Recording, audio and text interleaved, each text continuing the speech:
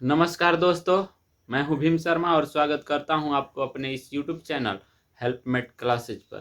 तो चलिए दोस्तों, हम लोग त्रिकोणमिति पढ़ रहे थे 10वीं क्लास की चैप्टर नंबर 8.1, जिसका प्रश्न नंबर 1, 2, 3 और 4 मैं करवा दिया हूं। आज मैं आप लोगों को प्रश्न नंबर 5 बताऊंगा। तो चलिए इसको हल करने की कोशिश करते हैं। दोस्तों, प्रश्न है कि यदि सेक थीटा बराबर 13/12 हो तो अन्य सभी त्रिकोणमितीय अनुपात परिकलित कीजिए। क्या दिया है दोस्तों? सेक थीटा दिया है। बताओ, ये कॉस थीटा का उल्टा होता है।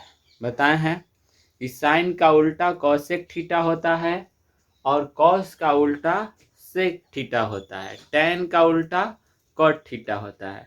एक ट्रिक बताए हैं इस सब का फॉर्मूला याद करने के लिए। क्या बताए हैं? लालू आलू लाके कहीं कहीं आके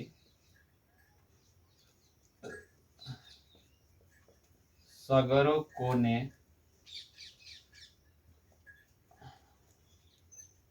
ताके। तो दोस्तों, सब का पहला लेटर लेंगे। सब का पहला, इस स का मतलब साइन, स से साइन हो गया। सी यहाँ पे है तो सी का मतलब कॉस हो गया। और टी है, ट है, यानी कि टी, टैन हो गया।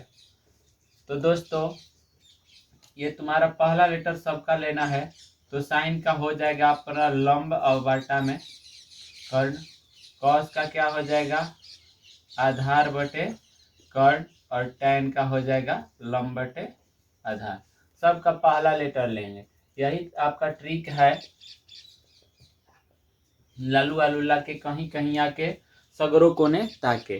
तो दोस्तों, अब देखिए, साइन का उल्टा कॉसेक थीटा होता है और कॉस का उल्टा होता है सेक और टैन का उल्टा क्या होता है? कॉट। तो दोस्तों, यहाँ पर दिया क्या है प्रश्न में कि सेक थीटा बराबर दिया है, यानी कि सेक थीटा होगा कॉस का उल्टा। यानी कॉस का हो रहा था आधार बटे कर्ण, तो सेक का हो जाएगा पहले कर्ण ले लेंगे उसके बाद आधार। तो 3 का याद करिए और बाकी तीनों का ऑटोमेटिक याद हो जाएगा। ठीक है, तो आपका दिया है। चलिए प्रश्न को हल करते हैं। सेक थीटा बराबर दिया है 13/12। और ध्यान दीजिए दोस्तों, 13/12 सेक थीटा का फॉर्मूला अभी क्या बताएं? कॉस का उल्टा होगा। पहले कॉस का क्या होगा? आधार बटा कर्ण। तो सेक थीटा का क्या होगा? कर्ण ऊपर चला जाएगा, आधार नीचे आ जाएगा। तो तुम्हारा हो जाएगा सेक थीटा का फॉर्मूला कर्ण बटे आधार। क्या हो गया? कर्ण बटे आधार। तो दोस्तों, कर्ण दे दिया है, आधार भी दे दिया है, नोट कर लेते हैं। इसलिए आपका कर्ण बराबर दे दिया 13 और आधार कितना दे दिया? 12। क्या नहीं दिया है? त्रिकोणमिति में समकोण त्रिभुज में 3 गो होता है, लंब, आधार और कर्ण। तो आपका उसमें से कर्ण दे दिया है, आधार दे दिया है। क्या नहीं दिया है? लंब नहीं दिया है। तो लंब ज्ञात करेंगे हम। तो लंब का फॉर्मूला भी लिखवा दी है। लंब का क्या फॉर्मूला होता है? अंडर रूट कर्ण का स्क्वायर और माइनस आधार का स्क्वायर। तो दोस्तों, इसमें मान रख देते हैं हम लोग। कर्ण का मान क्या रखेंगे? देखिए, कर्ण का मान दिया है आपका 13, तो इसका 13 का हम लोग वर्ग कर देंगे। और आधार का मान 12 है, तो क्या कर देंगे? 12 का भी वर्ग कर देंगे। अब ध्यान दीजिए, 13 का वर्ग 169 होता है और 12 का वर्ग 144 होता है। अब आपका आ गया 169 में से जब 144 घटाइएगा तो 25 आएगा और 25 का वर्गमूल निकाल दीजिए तो क्या हो जाएगा? 5 हो जाएगा, जो आपका लंब आ जाएगा। तो लंब बराबर आपका 5 इकाई आ गया। कितना? 5। तो अब हमारे पास तीनों है, लंब भी है, आधार भी है और कर्ण भी है। तो जब तक तीनों नहीं रहेगा तब तक से हम मैथ बना नहीं सकते। त्रिकोणमिति तीनों चाहिए। तो चलिए, क्या कह रहा है कि अन्य सभी त्रिकोणमितीय अनुपात, देखिए त्रिकोणमितीय अनुपात 6 प्रकार का होता है, जिसमें आपका सेक थीटा दे दिया है। ध्यान दीजिए 6 प्रकार, देखो sine theta, cos theta, tan theta, cosec theta, sec theta और कॉट थीटा। जिसमें सेक थीटा दिया है, सेक थीटा का मान, और अन्य सभी। तो जो बचा 5 गो, साइन, कॉस, टैन, कॉसेक और कॉट, तो इसका मान परिकीलित करना है हमें। अन्य सभी त्रिकोणमितीय अनुपात का मतलब यही हुआ। तो दोस्तों हम लोग अब ज्ञात करते हैं, हमारे पास तो फॉर्मूला है, तो चलिए ज्ञात करते हैं। चलिए तो साइन से शुरू करते हैं। तो आपका साइन थीटा बराबर क्या होता है, फॉर्मूला लिखेंगे पहले। साइन थीटा बराबर, देखिए साइन थीटा बराबर लंब बटा कर्ण, तो लिख देंगे लंब बटा कर्ण। तो आपका लंब कितना है बताइए, लंब अभी आया है हमारे पास 5, और कर्ण पहले से ही था हमारा 13। तो आपका क्या हो गया उत्तर, साइन थीटा का मान 5/13। उसी तरह से कॉस थीटा, कॉस थीटा का क्या होगा फॉर्मूला, कॉस थीटा का आधार बटा कर्ण, तो लिख देंगे आधार बटा कर्ण। तो आधार का मान कितना दिया है हमारा 12, और कर्ण का मान कितना दिया है दोस्तों, अभी आया है कर्ण का मान। कर्ण का मान देखिए दिया है 13, कर्ण का मान कितना दिया है 13, तो ये हमारा 2 हो गया। अब tan थीटा का मान ज्ञात करेंगे, तो tan थीटा का फॉर्मूला लिखेंगे। tan थीटा का फॉर्मूला ल से लंब हो गया, आ से आधार हो गया, यानी कि लंब बटा आधार।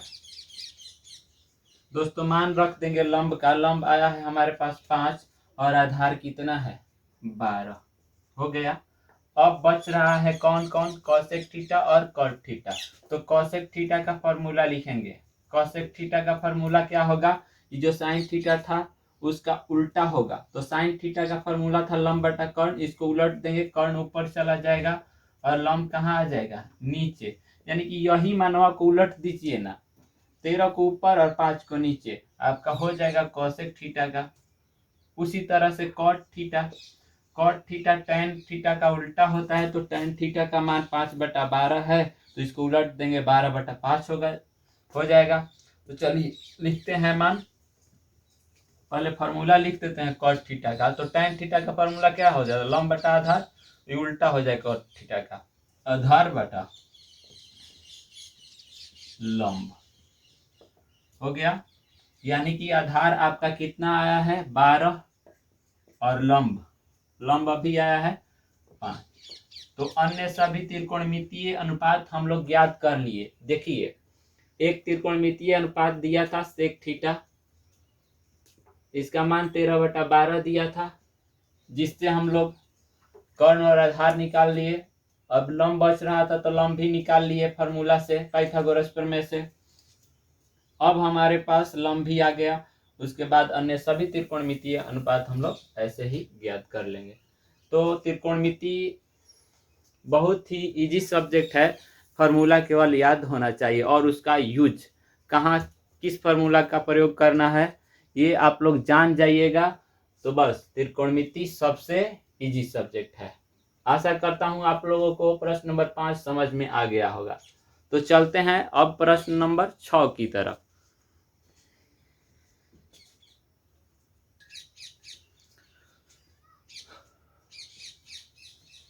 तो चलिए दोस्तों, ये रहा आपके सामने प्रश्न नंबर 6। क्या कह रहा है कि यदि कोण ए और कोण बी निम्न कोण हो, जहां cos ए बराबर cos बी, तो दिखाइए कि कोण ए बराबर कोण बी। दिखाना है कि कोण ए बराबर कोण बी। चलिए इसको हल करते हैं। सबसे पहले कोण ए और कोण बी क्या है, न्यून कोण है। न्यून कोण किसे कहते हैं, न्यून कोण किसे कहते हैं, तो दोस्तों न्यून कोण जिस कोण का मान 90 डिग्री से कम होता है, उस कोण को न्यून कोण कहते हैं। यानी कि 90 डिग्री से कम, 90 डिग्री से कम जो कोण होता है उसे हम न्यून कोण कहते हैं, और 90 डिग्री से अधिक जो कोण होता है उसे हम लोग अधिक कोण कहते हैं, और जो 90 डिग्री कोण होता है उसे ही क्या कहते हैं, समकोण। यानी कि 90 डिग्री से कम यानी कि 1 से 89 डिग्री के बीच कोई भी कोण होगा उसे हम लोग क्या बोलेंगे, न्यून कोण। और 90 डिग्री से जितना भी अधिक होगा 180 डिग्री तक, तो उसको हम लोग अधिक कोण बोलेंगे। ठीक है, तो इसमें कोण ए और कोण बी क्या है, न्यून कोण है, यानी कि उसका मान 1 से 89 डिग्री के बीच हो सकता है। 90 डिग्री हो जाएगा तो समकोण त्रिभुज हो जाएगा, समकोण हो जाएगा। जिस कोण का मान 90 डिग्री होता है उसे हम लोग समकोण कहते हैं, और 90 डिग्री से 180 डिग्री के बीच जिसका मान होता है उसे हम लोग अधिक कोण कहते हैं। तो चलिए, कोण ए और कोण बी क्या है, न्यून कोण। चलिए पहले हम समकोण त्रिभुज बनाते हैं। समकोण त्रिभुज, इसका मान यहाँ पे 90 डिग्री कह रहा है कि कोण ए और बी न्यून कोण होना चाहिए। तो बी तुम्हारा ए और बी तो यहाँ पर होगा नहीं क्योंकि 90 डिग्री मान है। ए और बी यहाँ पे हो सकता है, ए और बी ये न्यून कोण हुआ, क्योंकि जब 90 डिग्री हो गया तो ये 90 डिग्री से सब छोटा कोण है, इसलिए ये दोनों न्यून कोण हो जाएगा। अब बचा ए बी, और इसका नाम क्या दे देंगे, सी। आपका सी समकोण हो जाएगा। तो ये आपका फिगर रहा। तो हम लोग चलते हैं जहाँ क्या दिया है कि कोण ए और कोण बी न्यून कोण है, न्यून कोण हो गया। जहाँ कॉस ए और कॉस बी है बराबर है, तो दिखाइए कि कोण ए बराबर क्या, कोण बी। तो चलिए दोस्तों, प्रश्न से चूंकि कॉस ए बराबर कॉस बी दिया है प्रश्न से, चलिए हो गया। अब कॉस ए का फॉर्मूला लिखेंगे। क्या होता है कॉस ए का फॉर्मूला, कॉस ए का सूत्र होता है आधार बटे कर्ण, आधार बटे कर्ण। कॉस बी ए हो या बी हो, आधार बटे कर्ण होगा, आधार बटे कर्ण। अब दोस्तों ध्यान देना है, यहाँ पे कोण ए कह दिया है, कोण बी कह दिया है। बताए हैं कि जब कोण अलग अलग होगा तो लंब और आधार का मान भी अलग अलग होगा। अब ध्यान दीजिए, कॉस ए के लिए हमें आधार ढूंढना है, तो बताए हैं ए के सामने वाला लंब हो जाएगा और कर्ण फिक्स रहता है और जो बचा वो आधार हो जाएगा। तो कॉस ए के लिए हमें आधार ढूंढना है, तो एक रास्ता है हमारे पास। हम जानते हैं कि जो कोण कहेगा उसके सामने वाला भुजा जो होता है आपका लंब हो जाता है, और कर्ण आपका फिक्स है। कर्ण क्या है, फिक्स है। तो लंब और कर्ण हो गया, बचा क्या, आधार। तो जो भुजा बचा है वो आधार हो जाएगा। तो हमें प्राप्त हो गया कोण कॉस ए के लिए आधार क्या हो जाएगा, कॉस ए के लिए आधार आपका ए सी हो जाएगा। कर्ण तो फिक्स है, कर्ण क्या है, ए बी है। अब चलते हैं कॉस बी के लिए आधार क्या होगा, तो अब बदल देंगे, सीधा उल्टा हो जाएगा। अब ध्यान दीजिए, बी है, कोण बी कह रहा है, तो बी के सामने वाला भुजा जो होगा लंब होगा, पिछला वीडियो में बता दिया हूं। तो कॉस बी के लिए आपका लंब ए सी हो गया, लेकिन हमें लंब की जरूरत नहीं है, हमें जरूरत है आधार की। तो लंब और कर्ण हो गया, तो बचा क्या, बीसी। तो बीसी क्या हो जाएगा, आधार हो जाएगा।